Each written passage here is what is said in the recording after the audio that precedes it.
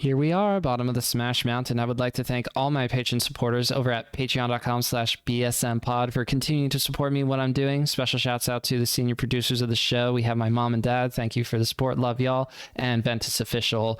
Tonight we have Dawson at Dawson True on Twitter and pretty much every social platform that you would be heavily interested in following.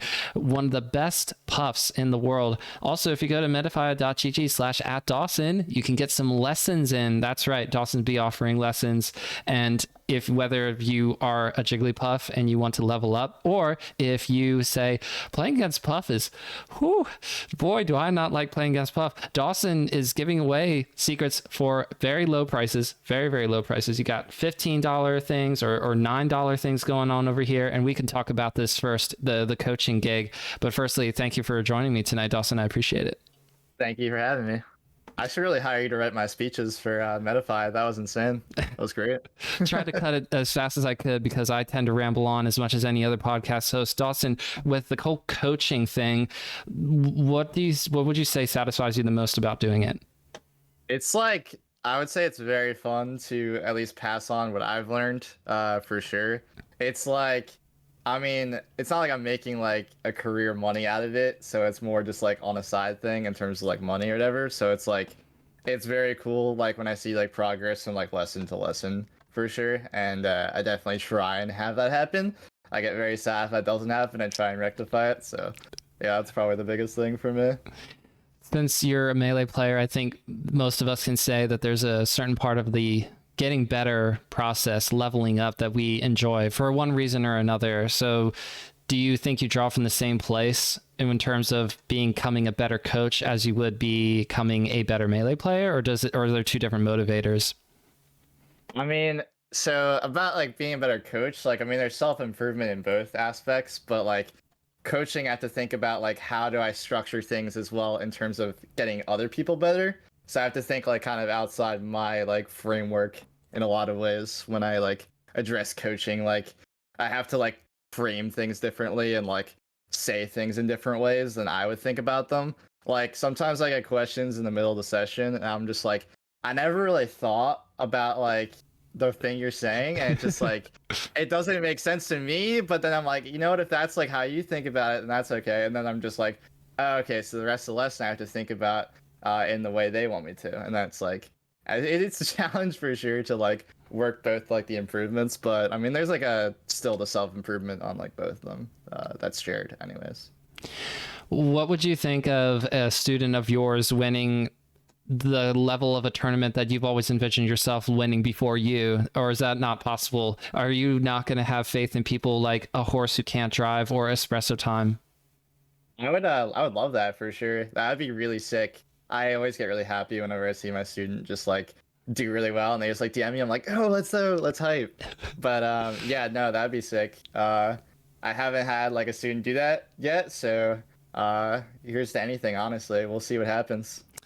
I probably should sign up for a Jigglypuff lesson at some point, but our Jigglypuff player in the 717 region, Stony, is still new enough that I'm a relatively bad player, so I just kind of know, I accidentally full hop as Fox a lot.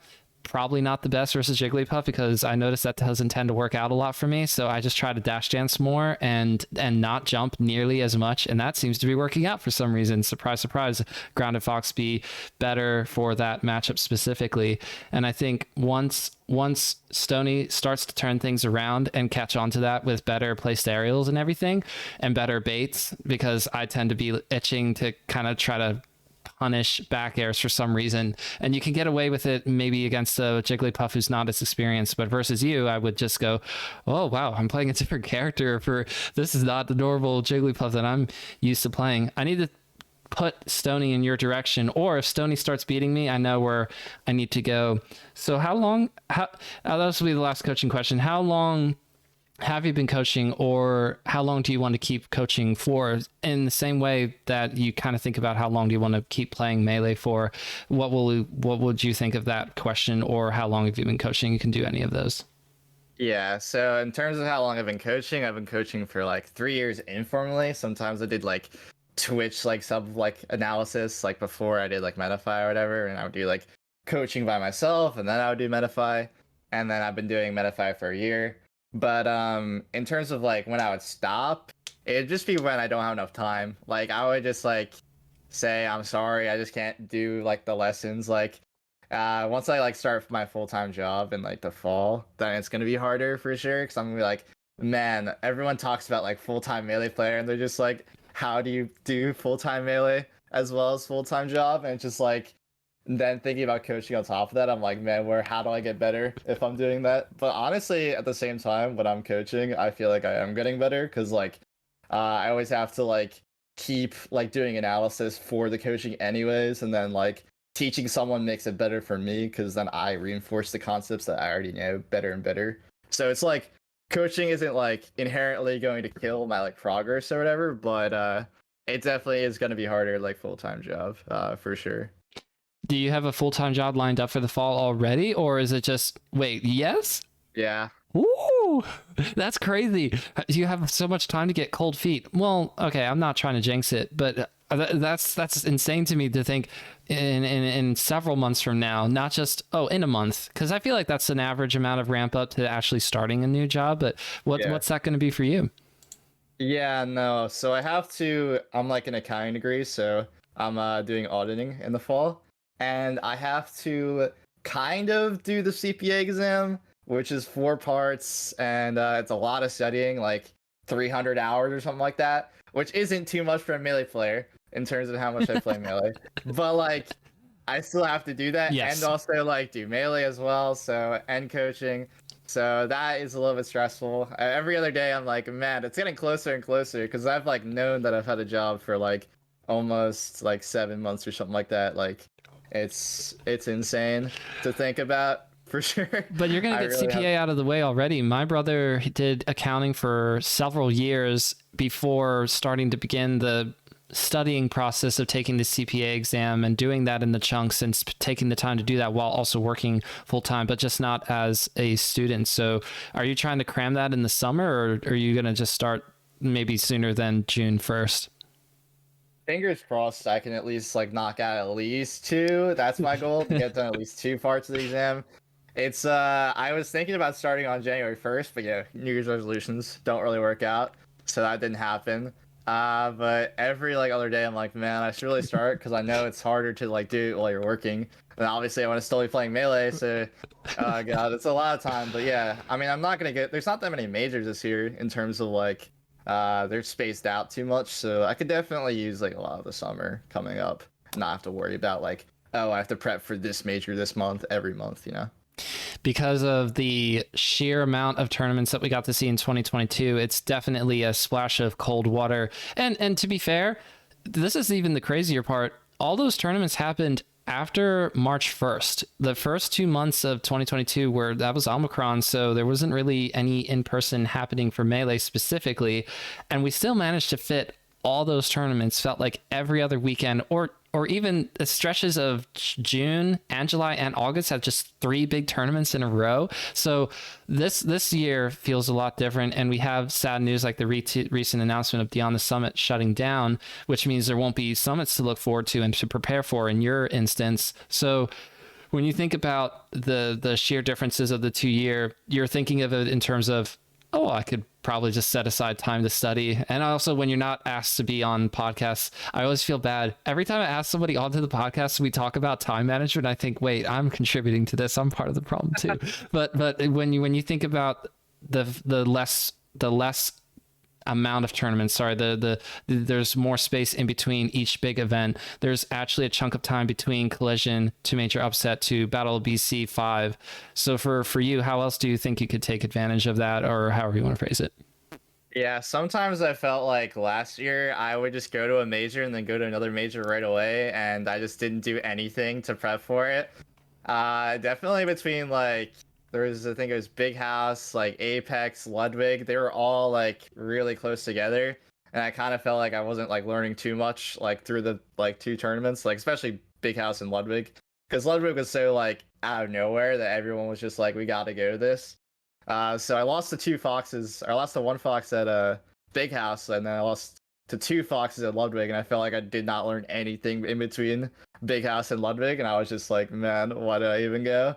But yeah, hopefully that like doesn't really happen this time. Like at least like I probably won't go to like more than like 2 majors a month, so hopefully that won't happen every month that like it did last time for sure. You did the Lord's work last year, though, and so far it has rung true this year. Whatever tournament you go to, Hungrybox doesn't win. So there's a lot of pride. At least it's a worthy tweet that always pops off. It's always fun to see that and just go, wait, oh, that's so cool. Or how do you think of it? I mean, is it just a meme, or is it slightly deeper than that? It was definitely a meme when I first made it. I was just like, I was just watching Mango win, and Mango was just losing to Hungrybox over and over again, and he was just losing to everybody because he was number 11 in the world. And then I saw him win, I was like, shit, that was awesome. Oh my god. I just like instantly snap tweeted that. And when I made the tweet, I realized I just didn't even say like 2022 because that was like, everyone's like, yo, did you actually like not like HBox never won when you were there? And that's like not true because he did win in pounds 2019, but like I was a scrub compared to now, so like I wasn't warming anyone up for HBox. So I'm not counting that. Besides that, but so that's why the tweets say 2023 now. So there's no contest anymore about the. But who was the better puff at pound 2019? I mean, Toussaint was there. I think they had a pretty deep run. So. Okay, all right, fair. That's fair. But yeah, I mean, like, what were we gonna say? No, I'm only asking what is the thing that you think that you have over any other puff in the world, whether it be Hungrybox or Toussaint, or Deer. You know, I'm scratching the bottom of the barrel here. I feel bad, and I wanted to say Stony as well, but then Stony might get mad if he hears this. So please continue. What do you think your puff has to offer that is different than the other known puffs out in the world? I would so solo battle is very interesting because he doesn't go to America, so a lot of his metagame stuff, no one really like looks at it. But I will say I have American stuff about solo battle, so I popularized like drill and stuff like that. Anytime like someone see me play on commentary, like that's the Dawson, I do 4 drills in a row or something like that. Yeah, I try and push like silly things like that. Drill, I use Nair a lot. I feel like comparatively most puffs. Some people are like, yo, this guy doesn't play like Jigglypuff at all. And it's like, they're either saying that's sick or they're like, man, I'm not really happy. I wish I was playing against like someone just camping me intensely or just like resting me over and over again. I'm like, yeah, that's fine too. But I don't know. I'm pretty like unique. I feel like I try and force neutral more than forcing like just spamming risk reward. Like, I don't know, I'm not like the biggest shield grabber versus like Falco. You'll see Hungrybox miss like 4 shield grabs in a row, and I feel like I just like don't do that. But yeah, those are like the biggest things for me. That's kind of how I think about it. Something that always gives me joy is seeing a solo battle clips. I think I distinctly remember sometime in the year of 2021 seeing solo battle resting with like a shield drop rest or just resting out of shield on platforms, and me going, but Hungrybox better not learn how to do this. And of course, silly me at the time, I was not inundated with enough melee in my blood at the time to realize, of course, Hungrybox is not going to learn how to do that on a consistent basis. Hungrybox has his own way of doing things. Mainly, I think he just plays almost on account of his name. When I watch him play against certain people, I go, now wait a minute, if you were playing against another puff, you would not be doing the things that you're doing right now. It's like they know, because Hungrybox knows, they're playing the person more than they are the character matchup. Does that feel accurate to you, or would you look at it differently? Yeah, that's a pretty good way to look at it. And also the fact that Hungrybox was the best in the world for multiple years. So it's like they know what like Hungrybox is capable of as like main peak. Whereas like Toussaint or something, Toussaint has never like hit that high. Like, I mean, top 8 Genesis will be their highest like performance, but like they know that like they're not gonna be like Hungrybox peaks, so they can be less scared and neutral or whatever. But also like I feel like Hungrybox like just takes his combo game way more seriously than the other puffs. I like my combo game too. I'm not the biggest wrister either, but like he doesn't do the shield drop rest stuff because he doesn't have to. He just like 0 you off of like one interaction or just like continuously pressures over and over again, so he doesn't have to even like go for the rest or even like take any risks unless he has to. Since you're in the camps of Jigglypuff mains, you I don't know, how much do you like get that sense of people associating with you with Hungrybox or a solo battle or whoever? I mean, I'm asking you about how you feel about other puffs versus how you play yours, and how you feel that you're looking at your game differently. But then, I'm grouped in with the Fox mains, the box Fox mains. I'm supposed to be able to do all these super advanced techniques. I can't, but like that's who I'm associated with, right? I switched from Green Fox to Blue Fox, and Firepuff 12 messaged me and said, no.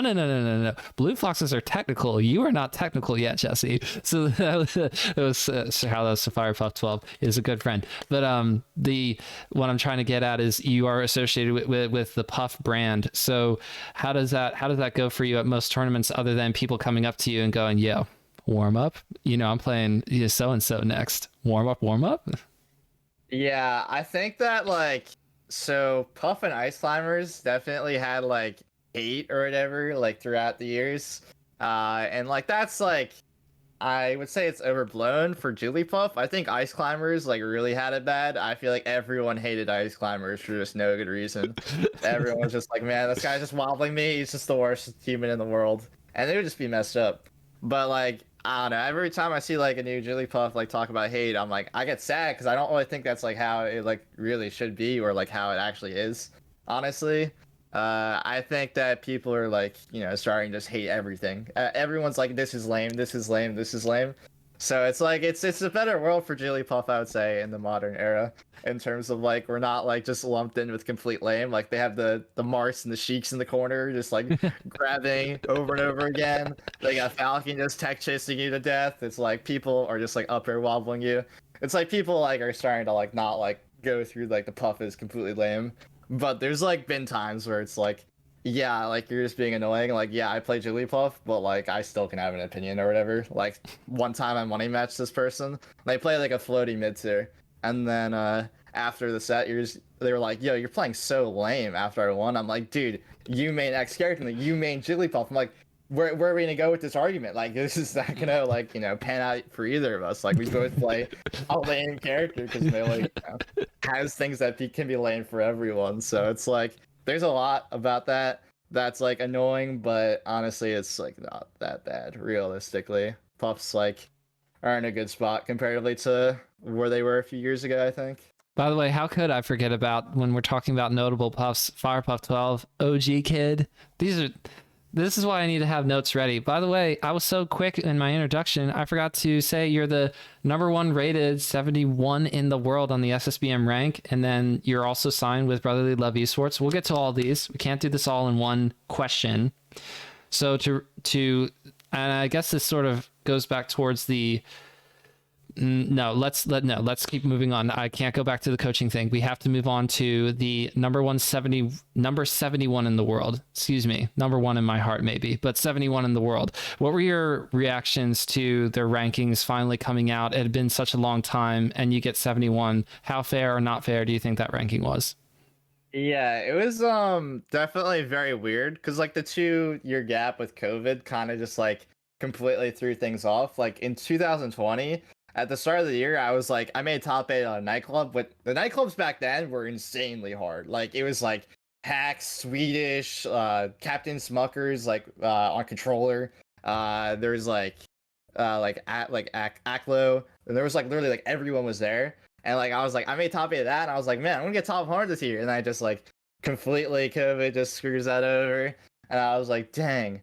And throughout 2020, I felt like I was like, if there was like a realistically active like net play like top 100, I probably would have been on that. And like same with 2021, like it was like the same type of situation. But net play was like I'll save it for later, but it's a topic for sure. But yeah, once like 2022 started, I was like, I want to get top 100 for sure. So like I wanted to go to Genesis because that's what I've always wanted to do. And then once I got 20 for the Genesis, I was like, okay, well, I'm going to make top 100 this year unless I massively screw things up. And then I kind of started to massively screw things up. I just like dropped sets to a lot of people I shouldn't have. And then I had my internship in the summer, and I came back and I was like, oh my god, full-time Melee, it doesn't really work with full-time job. and I was just dropping sets again. And I was like, man, I could drop out of the top 100, and I was just like, it's fine because I'm not doing any work anymore, so I can just focus on a little bit of school and then play Melee. And then once I realized I was gonna be top 100, I was like, that's awesome. And like the anticipation getting to the ranking was like a little like nerve-wracking because Day by I day was like, releases. because I was also a panelist, so I could kind of guess where I was gonna be, whereas like other people like couldn't really do the same thing. So like when I was ranking myself, I was like, man, I'm much like at a worse ranking than I wanted to be. Like I was like thinking like later in the year, I was like, man, I could probably be top 50 if I really tried, and I just like did not hit that. And I was like going through the rankings each day, and I was like, please don't be on like 90 to 100. Please don't be on 80 to 90. And then I was scrolling through on the 70 to 80 day, and I was like, okay, I'm not on there. And I just look at 71, like, hot darn. And I was definitely like a bit upset. I was like, I wanted to be like top 70. Like that's what I thought like minimum would have been. But I was like, it doesn't really matter. It's like realistically, like one spot higher isn't gonna change anything in my mind. But no, I was just realistically just happy to have a number there, for sure. A lot of hard work paying off. All that traveling. You did so much traveling in 2022, and hopefully we'll be able to see you at some big events. I'm assuming. Wow, you are going to Collision, right? Yeah. Of course. What other events are you like have your eye on? And, you don't have to confirm or anything, but like, what are you looking at for the known events that have been announced?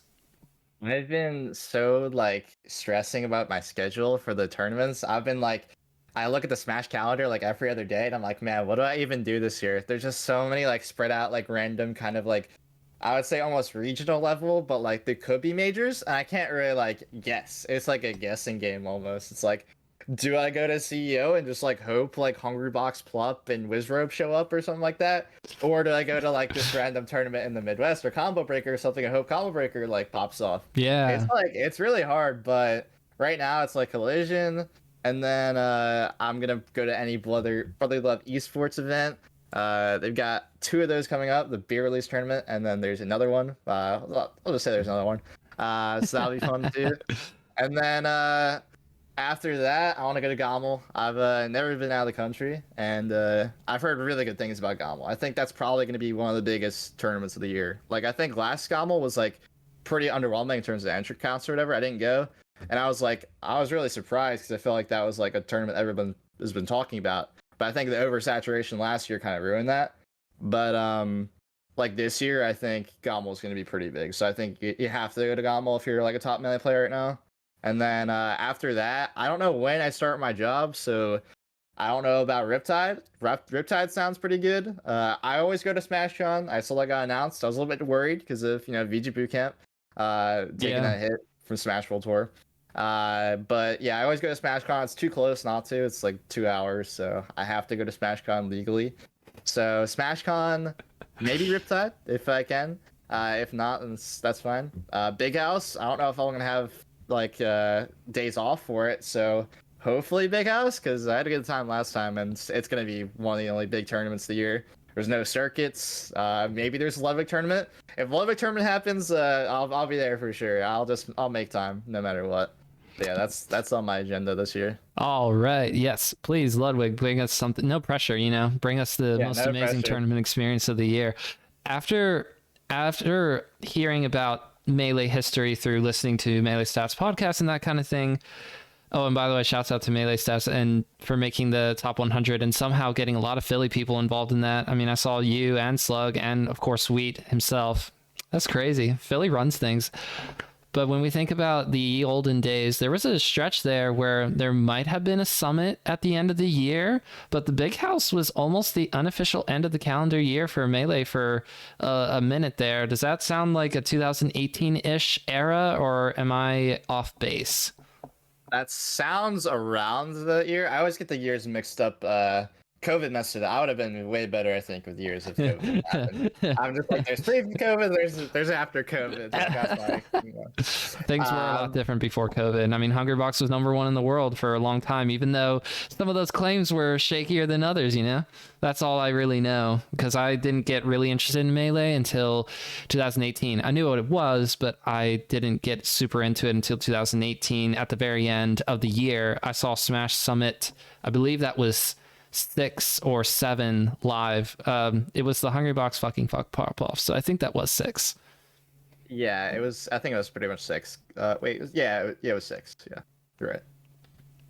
But to answer the question, yeah, I think it was 2018 because there was like Armada quit. Mewtwo King was 6. The 7th one, it was 7. Sorry, Mewtwo King won the 6th one. My bad. Okay. Yeah. Yeah, it was like 2018 or something like that because like Armada quit, so like it was weird. So like Summit wasn't like as like valuable anymore, and like the race for #1 wasn't really contested. I think Leffen just couldn't go to Summit or something like that. It was weird. I think there was something like wrong with it. And there was like a bunch of just like, you know what, Big House is kind of the last big tournament because of those factors. I think I can't really remember though. But I hope that Big House comes back this year. No announcements yet.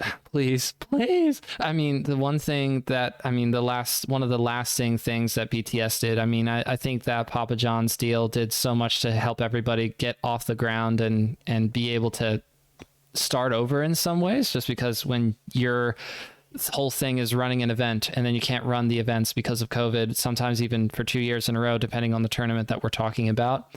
I mean, that's just that's devastating. So I'm really happy that all those events ran last year and technically have a chance to, even though I know things like Pound have already like they said, yeah, we're not doing Pound. So come to Level Up Expo.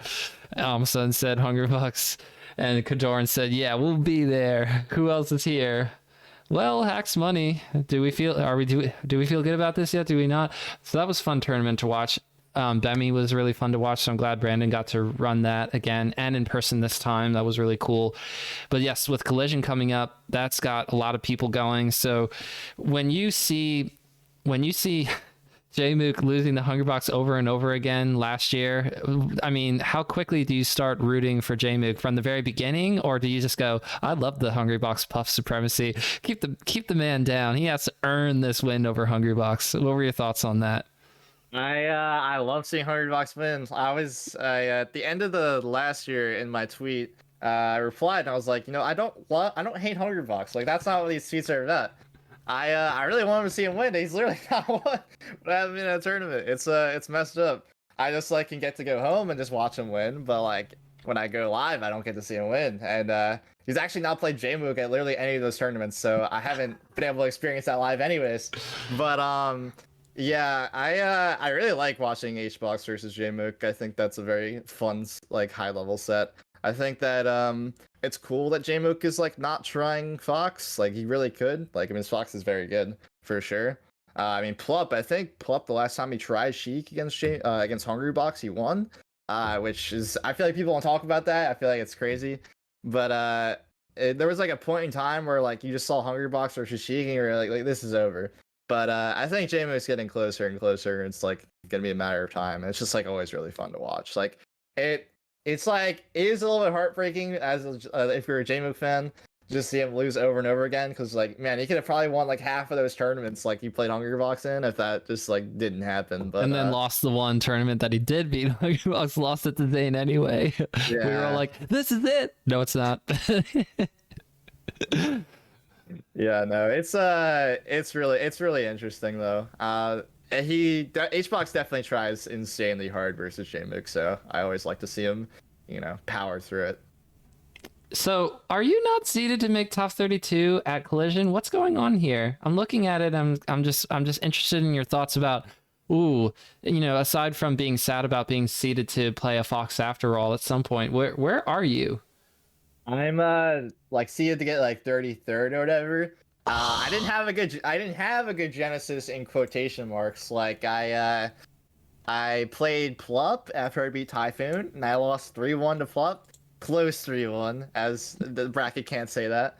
But I was like, yeah, that's fine. I'll just make it through losers to top 64. And I had to play Streamed because Streamed lost to Cactuar. another Philly legend, and I was like, dang, that's tough. So I lost to Plup and Shroomed game 5 for 65th at Genesis. So I guess that's why I wasn't seeded that high, even though I had a good main stage run before that. So a little sad, but I don't really care too much. It's like realistically, like making like having a top 32 seed versus not having a top 32 seed doesn't matter. It's like, well, I'm just gonna be like playing like Leffen instead of like Amsa or something. That's just kind of how that works. So it's not like the biggest deal, you know. But yeah, it kind of sucks that I do have Leffen though. For a second, I had Ben into Hungrybox, and I was very excited because I threw my chance to play Hungrybox on LAN at SmashCon, and the story behind that is that I was waiting for a stream with Juicebox. We were just sitting down watching sets, and the set that came up before us was Zane versus Wally. And I think everyone knows how that set went. So I was just like in disbelief just watching that, and I just like didn't know how to like feel about life after watching that set. I was just so confused. I was like, Zane is like the GOAT, undisputed, and it's just like there's no way he could lose. And just watching him lose just made me feel bad. I was like, man, I could lose. And then I just like lost, like I choked a rest or whatever, game 3, and I was like, man, I could have played Hungrybox right after.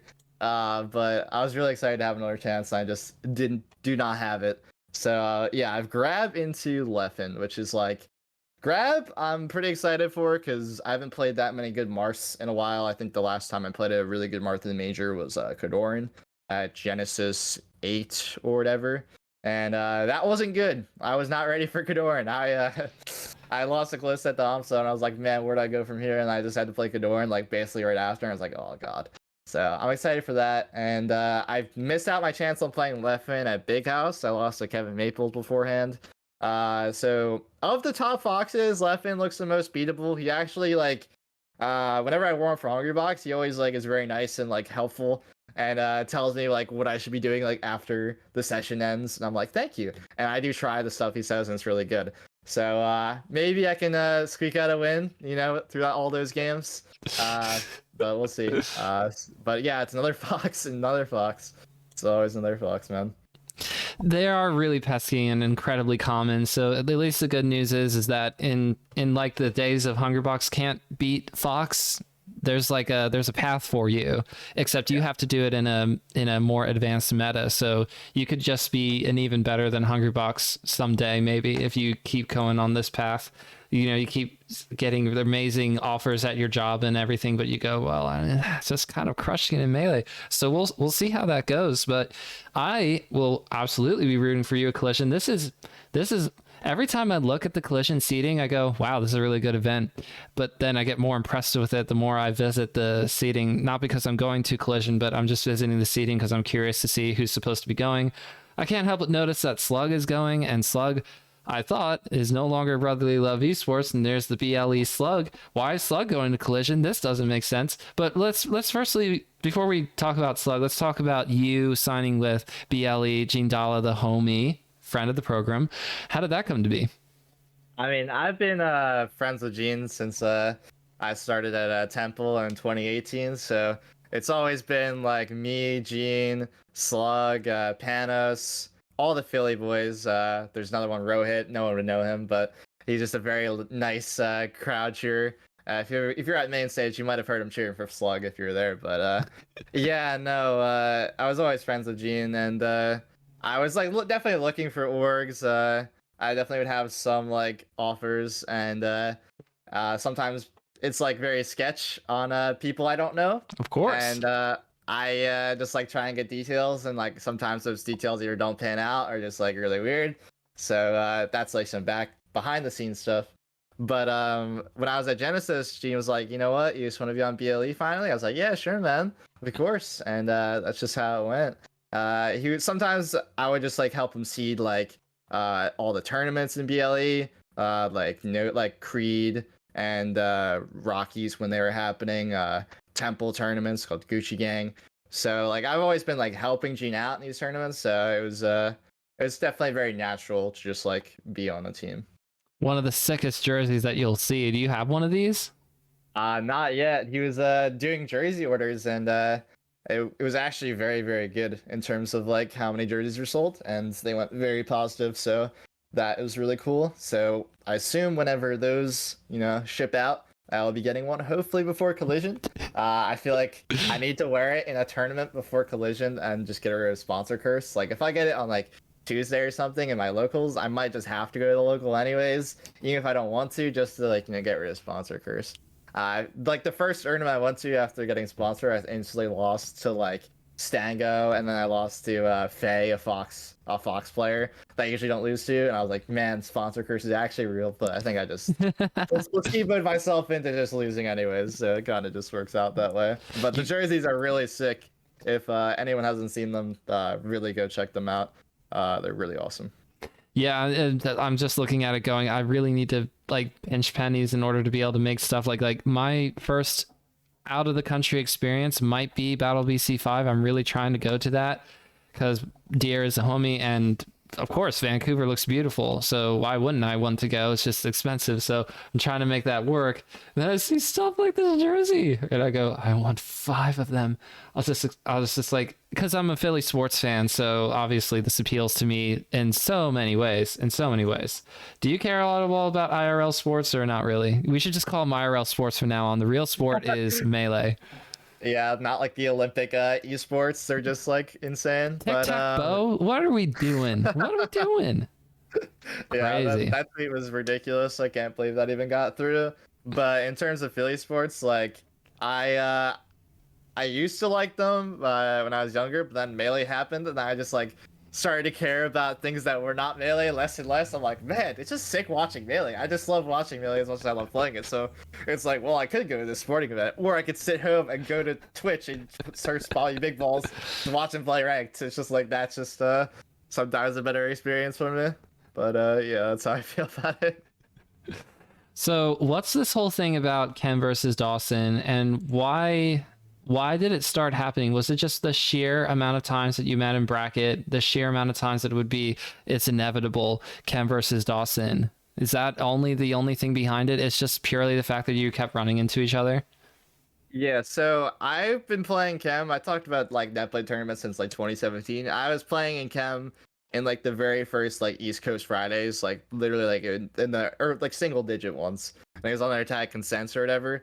And we would play a lot, and I would never win. And no matter what, he could play his Jiggly. He was playing his Jigglypuff against me one time, and he beat me. And Puff did it years ago, and I was like, man, this is rough. And then he was like, yo, I'm going to Temple, and I was like, that's not cool.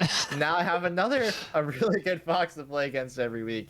So I would just play against Cam every Tuesday, sometimes Saturdays too on the monthlies, and I would just lose over and over again. It was rough. I would just like play him winner semis every time because Slug would be the first seed when he showed up.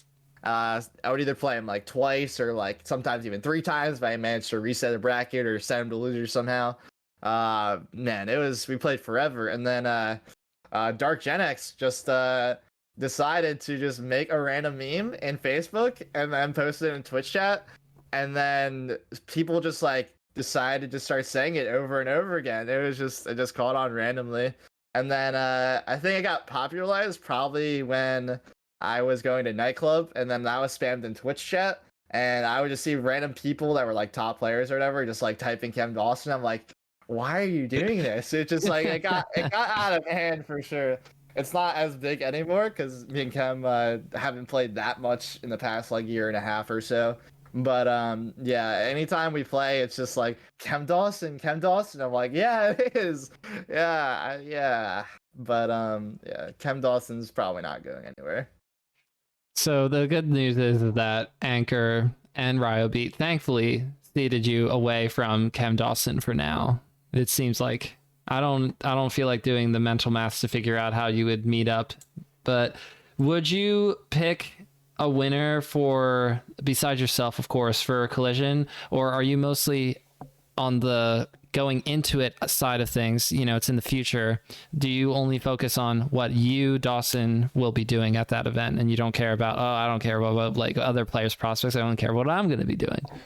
No, I'm a big spectator, so I always like think about like who has like the chance to win. I always look at the bracket and I'm like, man, this person can really go off. And I mean, realistically, I don't want to say it, but like Slug can definitely win Collision. I I think it's a pretty good chance. It's like he has to play against like Kadoran, Kadoran takes him to game 5, and it looks scary sometimes, but he usually wins. So then he has to play IBW, which are Cody or whatever, and that's like rough for him. But I mean, honestly, like if Cody hasn't been prepping for Slug, and like he doesn't really have to, because Slug said he was retiring, right?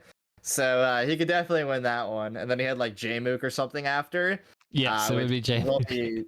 Will be pretty free for him, unfortunately for Jmook. That's just a rough matchup. Not really much you can do about it. He's gotta play Fox or something for that one. He just can't play Sheik versus Slug. I can't remember the last time he lost to Sheik. He lost to like Dreffin like in 2017 when he was playing Sheik Zelda. So that's maybe he can do that. I don't know. But yeah, no, it's and then Slug would have to play like Amsa or Zane, which I mean, if it was Zane, he could beat Zane again. There's nothing really stopping him. It's one of his better brackets for sure. He doesn't have to play Hungrybox or Amsa early, which are the two biggest demons. He literally got double eliminated by both of them 2 tournaments in a row. So it was just like Slug doesn't have to fight those players. Like, what can he even do? There's like some other. I always like to look at Dark Horse picks too. It's like Crudo could go on a big run too, because Crudo also beat Cody last year at Function, and they're currently I think seed to play, so they could go off for sure too. But realistically, it's probably going to be like Amsa winning. I think Amsa is just like the best melee player right now, and it's like pretty hard to say. It's like if bracket goes completely as expected, it's like Jmook versus like Cody, then it's like, well, Jmook's been destroying Cody, so Jmook will do it again, and then like Jmook versus Amsa is looking pretty Amsa favor, and then it's like Amsa in grand finals. I don't see how there's anyone winning 2 sets versus him in this year. It just looks impossible. Like I thought Mango could have done it at Big House, and then he got destroyed. It looked pretty bad. So those are my 2 biggest picks. Would be Slug and Amsa.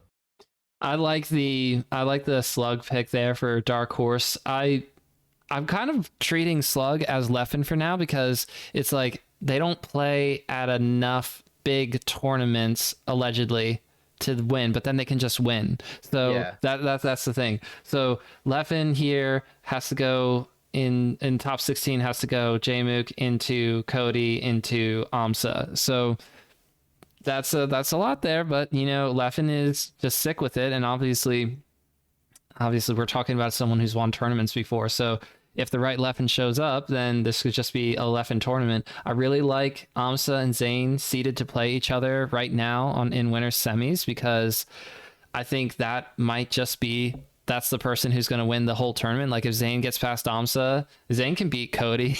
Sorry. Yeah. Or could beat Jmook. I mean, that'll be a really cool set. Their Genesis 9 set was so cool. But Zane could just make it winner side grands, and then I don't think anybody resets bracket and beats Zane as well. So I like Zane or Amsa, whoever wins that, I kind of think is going to win the tournament. But Jmook coming off of Genesis 9, that's the most interesting thing to me. Now that you finally won the big one, you know, you have that really nice storybook of you go to Genesis 8, you have your breakout tournament, you sign with FlyQuest, you get to travel the world, you get beaten by Hungrybox everywhere, and then you finally show back up to Genesis and you win one, and it's your first super major. This is so cool. Sheik's back on the map. Sheik never really left, and oh, great. Now we actually have to go and do this whole thing all over again. There's got to be some kind of emotional drop-off. Not everybody is Hungrybox, but after winning EVO 2016, Hungrybox didn't win a tournament for like, what was it? At least 3 months, if not 4. And he was entering stuff, as he does, because Hungrybox enters everything. So what will it be like for Jmook? That's a really interesting question to me. I kind of think he's just going to be as good as he was, if not better. So Jmook could very well win this whole tournament as well. But I'm going to look at Amsa or Zane for myself.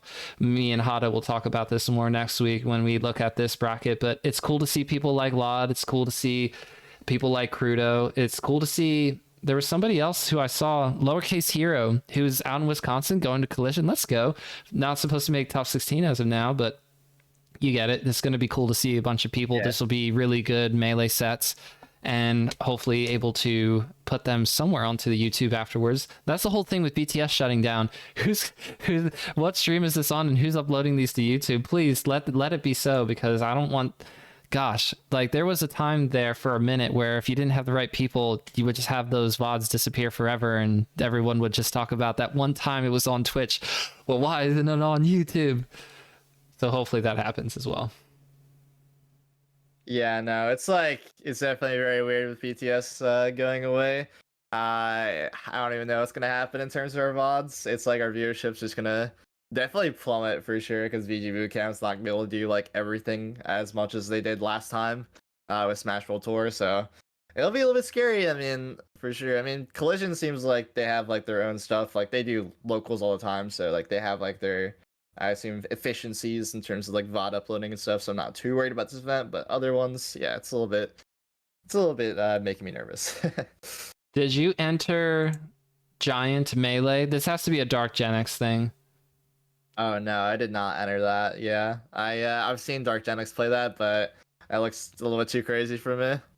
Dark Gen X isn't even seeded to make top 8. What? Because I think of Dark Gen X versus Acidics like that's the classic Giant Melee. That was on somebody's live stream somewhere. I don't want to say for 5 days of Melee. It might have been Gen Assist that I saw that.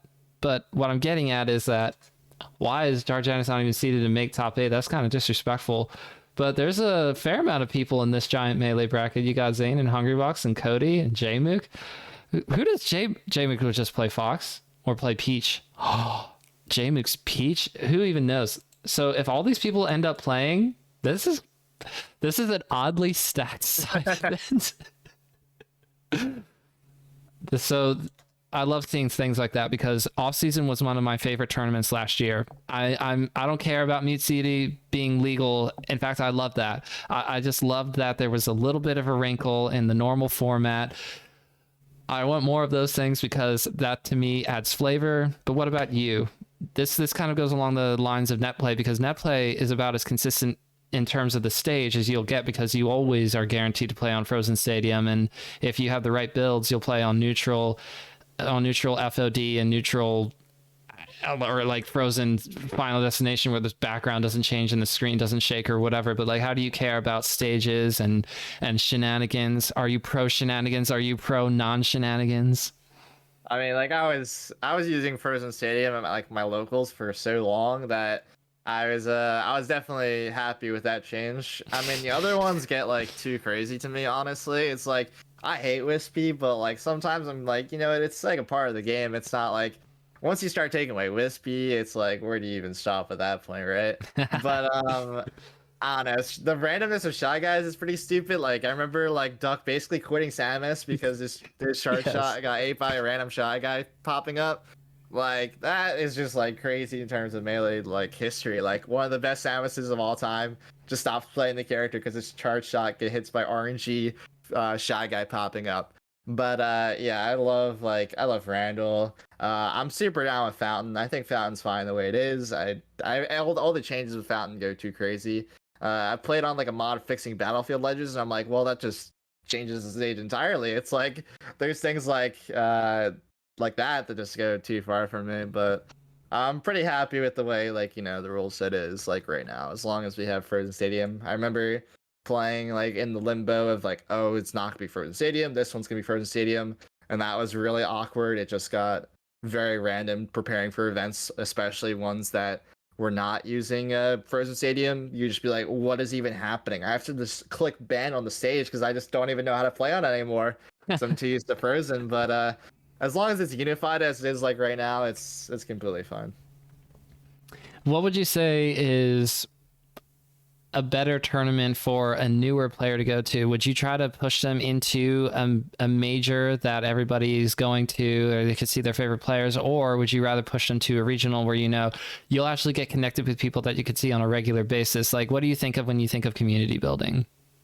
I mean, I definitely think that having like friends to go with too, and have friends at the tournament is the biggest thing as a new person. Because like, if you just go by yourself and then there's no one there at the tournament and you go too, you're just not gonna have fun. Like I remember when I was starting out, and like there was times where I was definitely a more driven person when I was playing Melee than my friends were when I was playing with tournaments with them. Sometimes I would just go by myself, and like at that time I wasn't like too like invested in the Philly scene, and then I would just go like 0-6 or like 1-2 or something like that. And I was like, that wasn't fun. Like I didn't have a good time because there was just no one to be around at that point in time. It's like, especially if I would go to a major doing that, I would feel horrible. I would not have a good time.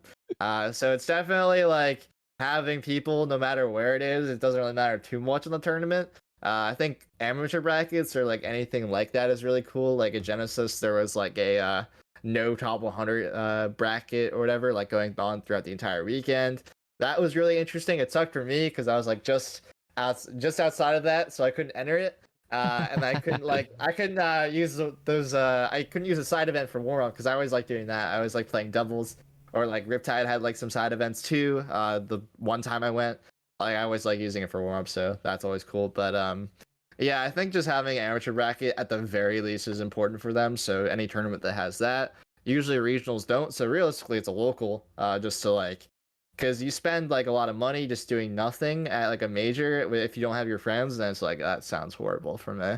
But Well, yeah, because most of us are not such extroverts that will walk up to a group of strangers and go, "Yo, Melee, am I right?" Because I can't. I know I podcast about Melee and everything, and I'm supposed to be extroverted or something if you run a podcast, but no, people who are introverted like talking too. In fact, this is glorious because I've more or less just kind of skip the whole talking in groups thing and go, no, I'll weed them out one by one, invite them all onto my podcast, and they won't be able to just like talk over me the entire time by talking to somebody else that's in the circle. And then I won't awkwardly be pushed out of the circle and then realize I'm outside of the circle and then go, well, I should probably go do something else. And you start walking away and you think, yeah, well, do what? Jesse, you idiot. Why'd you let yourself get pushed out of a circle? So yeah, I get it. Yeah, no, I definitely know that vibe for sure. So I wanted to ask you, you were talking about doubles and that treating that as not as a purely just a warm up. I'm sure you enjoy doubles for doubles reasons, but didn't you team up with OG Kid at one point and do double puff? Didn't that happen? Yeah, that happened at a big house. I've never played double puff friendlies, or I played like one net play tournament with I forget even who at this point. It was a while ago. But yeah, we played double puff. I always have this thing where I have a problem with not having a static teammate at majors because my static teammate in Philly is Soap, and he just doesn't have money, or he just doesn't want to spend it as well on majors. So I'm just like kind of left out, like thinking, well, who do I team with this time? And I team with OG Kid because they were like one of the first person that was like down. And I never played double puff, so I was like, you know, it'll be fun. We'll just troll around and just see what happens. And like we actually did pretty good compared to what I thought was gonna happen. Like I forget if it was like 25th or something like that. I think it was 25th, and I was like, it's pretty good for like what I expected. Like we had like a close set versus like Umarth and Mega Man. Umarth being top 100 Marth, and then Mega Man was pretty solid Fox. And yeah, I've had Mega Man on the show before. Mm-hmm. And I was like, man, that was pretty tough. And then we lost. Then we beat, I think it was Ambi Senbooster and Paladin double Fox with double Jigglypuff in losers, and I was like, man, what is wrong with this today? There's no way this could be legit. Make it make sense. I forget if I clutched out, like, or he clutched out, OG Kid did, game 3 versus them on Yoshi's, but that was insane. I was like, there's no way this is possible. And then we played Moth and Vu, who I've lost to at 2 majors now somehow. One time with Falcon and Puff, and they are not fun to play if you do not have the right characters on your team. And double Jigglypuff was also pretty rough. I think that was not good. Puff definitely suffers in teams when they have characters that can kind of just like lock them down, like Falco Laser, and just like kind of just spam that. Or like an Ice Climber, just wave dash down smash. And there's like in singles, like that's fine. Like that could be an easy like whip punish, but in doubles, man, that goes crazy. But no, it was fun. I just don't think I would ever do double Puff again, unless it was like Hungrybox asked me, and I was like, you know, I literally have no other teammate than like, yeah, we'll just like see how far we can go. I think it'd be very funny because Hungrybox never plays doubles without like someone that's insanely like viewed as aggressive. Like Plup like is the best teams player by far to carry Hungrybox as much as he does. Hungrybox does things in doubles, but it's not his format for sure. Plup is just like way better than the next player, like by far in that. So it'd be funny to see me and Hungrybox play, but I wouldn't do that again with anyone else. I see that you're teaming with Lunar Dusk and you're supposed to make top 8. Will you be disappointed if you don't, or are you just going to be like, no, it's just doubles? We haven't played since main stage. We got like 9th at main stage and we got like 5th at Apex. So they're my like static team right now. The most static teammate that you Yeah, have. the most static teammate that I have. I've like teamed with Falcons, like I was saying, and then OG Kid, and then we've teamed. This will be our third tournament, and it'll be pretty fun regardless. I like Ice Climbers as a character, and I think we'll do well. I don't know about 7th. It could be higher, it could be lower. I don't really think we're gonna land exactly there. I think we play like J-Mook and the IBW winners, and that sounds really tough. Fox Sheik is somehow insanely tough for that team comp. Like how Puff works in doubles, they just have random like weaknesses if the character that I'm teaming with is in Fox, because Fox is completely broken. But every other teammate requires some like major like problem. But like Sheik, for some reason, is really tough for that team comp. She can just sit on the platforms, and like Ice Climbers, they have like their long combos, but in singles against Sheik, but that doesn't really work in doubles. And then like I have to like get like really like long setups into Sheik. I have to do like like empty lane grab stuff, empty lane up tilts, and you can't really get that in doubles when they're like pressing buttons like too much. They're pressing down smash over and over again. They have a teammate like Fox just like run up shines. Like it's really tough in doubles to get things started versus like a Sheik and Fox team. Cody and J-Mook are pretty much just the best team in the world as of right now, just because they won the Big House 10 and they won Genesis. No, sorry. Whoa. Yeah. Slow down. Sorry. Right, because Hungrybox still finds ways to beat J-Mook. And I was watching that set as well, and it was not close. But who's Hungrybox entering with? Oh, that's right. So maybe they'll go all the way, but also Amsa Axe, the ecstatic team, seeded to win the tournament for doubles at Collision. But either way, okay. I would also love to see Foxy Grandpa and Naklo do well. I'm sorry. I know that if you were to get past Mop Money and Zuppy, you would be playing against Foxy Grandpa and Naklo. So but good luck in all of your doubles endeavors. But this should be a really fun tournament to watch as well, because if Fizzwiggle, because I mean, Hada is also a Colorado player, so Hada does nothing but talk up Fizzwiggle. So, you know, after Fizzwiggle beat Mango at Genesis 8, that was a whole thing. So Fizzwiggle, mostly known for being a doubles player, not so much a singles player, but still showing out and getting a Mango win. Hey, look, if I got a Mango win, I don't care how bad Mango was playing that day. I'd be like, yeah, no, I did get a Mango win, though. Yeah. So I'm excited to see how this one goes as well. I also loved, there was one tournament last year that Rishi and Lod teamed together for. I don't want to say SmashCon as like a jerk reaction guess, but it was some kind of tournament in that vein where, yes, they teamed together and did pretty well. Love seeing that if they can go far in the bracket. But no, my favorite to win this tournament would not be Amsa and Axe. I'm sorry, it would be Cody and J-Mook for this particular event. Yeah, I didn't even know that the Amsa and Axe were the one seed. I would have expected to be, you know, J-Mook and Cody, because they're definitely two top 5 players and probably the second best team right now. So it'd make more sense. But you know, Hungrybox should have just asked Leffen to team. How funny would that be? Yeah, I don't know if they've ever teamed, but they would do really well for sure. I always like watching Leffen in teams. I thought he's always really good at that format. For Leffen would just say, Hungrybox, I can't team with you. You play the wrong character. And I think that's probably why. I'm sure Hungrybox, as per usual, he always suggests, let's do things for the content, for the wantent. And, you know, I think he even tried to get Mango to team with him at some point, and he just goes, well, but no. So let's get you out of here, though, since it's been an hour. So Dawson, thank you for the time. Why don't you go ahead and tell the people where they can find you? Any last thoughts and shout outs that you have? Thank you. And you can follow me on mainly Twitter on Dawson True, Twitch Dawson True, metafy.gg/Dawson. At Dawson, gotta have the at, that's important. But yeah, those are the main things. I have YouTube as well, where I upload my lessons, sometimes upload a random video. I might do another random video soon, maybe about P+. I was thinking about that. Ooh. With Stand and Go. But yeah, no, this was fun.